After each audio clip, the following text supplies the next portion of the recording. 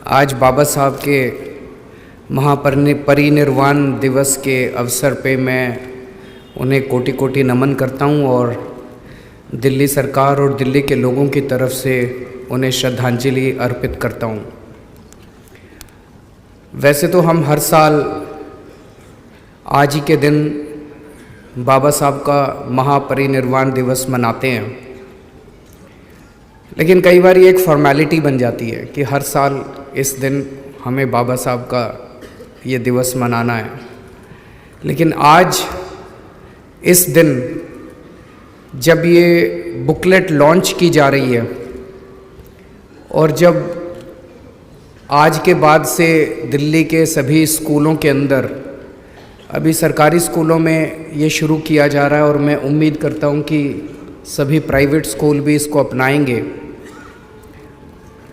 ये बहुत ही खुशी की बात है कि आज हम एक तरह से सच्चे तरीके से उनको अपनी श्रद्धांजलि अर्पित कर रहे हैं।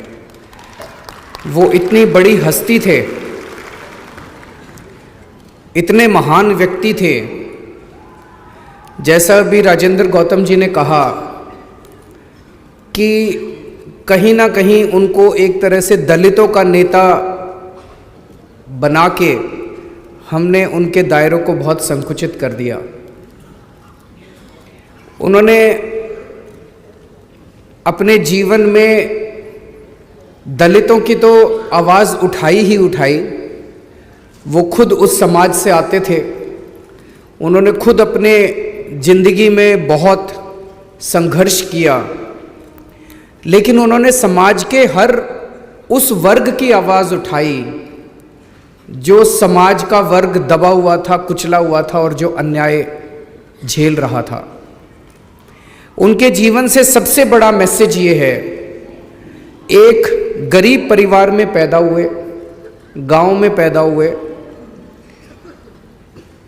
वहाँ पे उन्होंने बचपन में जिस तरह से छुआछूत झेला और जो गरीबी झेली, उस जगह से निकल के, और ऐसे समय में जबकि पढ़ना लिखना कितना मुश्किल होता था, उस समाज के लोगों को स्कूल में जाना कितना मुश्किल होता था, अच्छे अच्छे घरों के, अमीर घरों के बच्चे भी उतना नहीं पढ़ पाते थे। ऐसे में बाबा साहब अम्बेडकर ने इतने गरीब परिवार से निकल के और डबल डॉक्टरेट की डिग्री ली, कोलंबिया यूनिवर्सिटी से पीएचडी की और लंदन स्कूल ऑफ इकोनॉमिक्स से पीएचडी की। मैं समझता हूं आज की डेट में भी 2019 में कोलंबिया यूनिवर्सिटी से और लंदन स्कूल ऑफ इकोनॉमिक्स से, दोनों से डिग्री लेना, डॉक्टरेट की, पीएचडी की, हर व्यक्ति के बस की बात नहीं है। और उस जमाने में बाबा साहब अम्बेडकर ने एक गरीब परिवार से, गांव से निकल के, इतना संघर्ष करके उनका जो अर्ली लाइफ पढ़ाया जाएगा बच्चों को, और जब बच्चे देखेंगे कि कितना उन्होंने अर्ली लाइफ में संघर्ष किया और वहां से निकल के वो डबल पीएचडी करके जब भारत लौटे, और भारत लौटने के बाद जैसा भी राजेंद्र गौतम जी ने बताया, उनका contribution, reserve bank of India स्थापित करने में बाबा साहब अम्बेडकर का योगदान था। कितने लोगों को पता है? हिंदू कोड बिल में महिलाओं के लिए इतना बड़ा स्थान देने में बाबा साहब अम्बेडकर का योगदान था। आज हमारे देश के अंदर महिलाओं को जो बराबरी का अधिकार मिला है, उसमें बहुत बड़ा योगदान बाबा साहब अम्बेडकर का है। इकोनॉमिक्स में डबल पीएचडी करने के बाद जब वो भारत लौटे, भारत में किसानों की जो दुर्व्यवस्था थी, किसानों के बारे में उन्होंने इतने कदम उठवाए और इतने उन्होंने किसानों की बदहाली के बारे में आवाज़ उठाई, उसके बारे में हमारे में से कितने लोगों को पता है? ये सारी बातें हमें अपने बच्चों को बतानी है।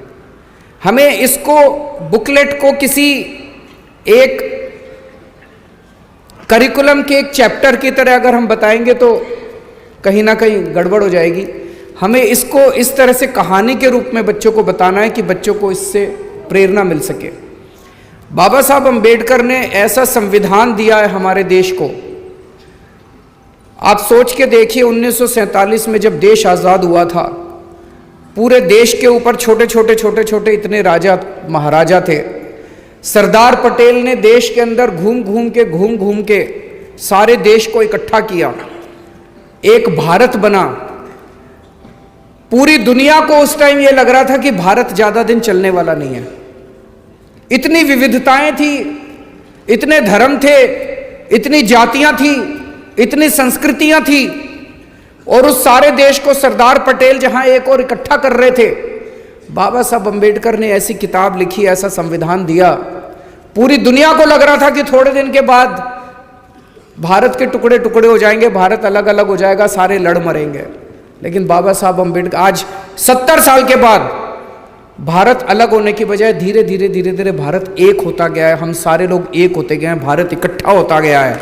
और ये इस किताब की वजह से है, जो संविधान बाबा साहब अम्बेडकर ने इतना खूबसूरत संविधान लिखा, जिसमें सबकी एकता की बात है, सबकी आज़ादी की बात है, बोलने के अधिकार की बात है, सबकी बराबरी की बात है, जीने के अधिकार की बात है।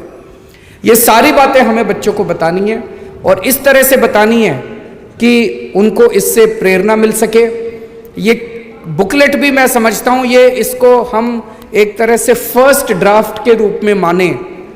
इसको अभी इवॉल्व करेंगे, अभी इसको पढ़ाना शुरू करते हैं, और फिर जैसे जैसे बच्चों का फीडबैक आएगा, टीचर्स का फीडबैक आएगा, आप सब लोगों का फीडबैक आएगा, उसके हिसाब से इस किताब को रिफाइन करते जाएंगे।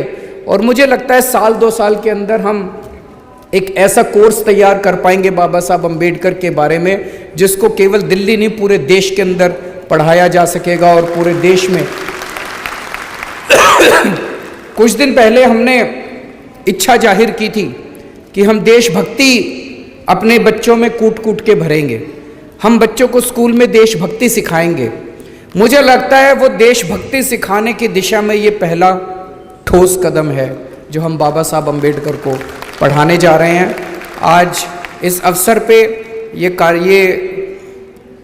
कार्यक्रम शुरू होने पे मुझे बेहद खुशी है कि हमारे बच्चों को अब बाबा साहब अम्बेडकर को इतने डिटेल में पढ़ाया जाएगा। और आप सब टीचर्स आज यहाँ मौजूद हैं, प्रिंसिपल्स मौजूद हैं। मैं आप सब लोगों से निवेदन करता हूँ कि इसको पूरे दिल से इसको लागू किया जाए। आपके जो भी फीडबैक आए, हमें फीडबैक ज़रूर बताइएगा, ताकि इस किताब को और आगे इवॉल्व किया जा सके, इस बुकलेट को और सुधारा जा सके। आप सब लोगों को बहुत बहुत शुक्रिया। इस खबर को अभी लाइक करें, शेयर करें, और ऑनलाइन न्यूज़ इंडिया की सभी खबरें अपने मोबाइल फोन पर सबसे पहले देखने के लिए अभी चैनल को सब्सक्राइब करें और घंटी जरूर दबाएं।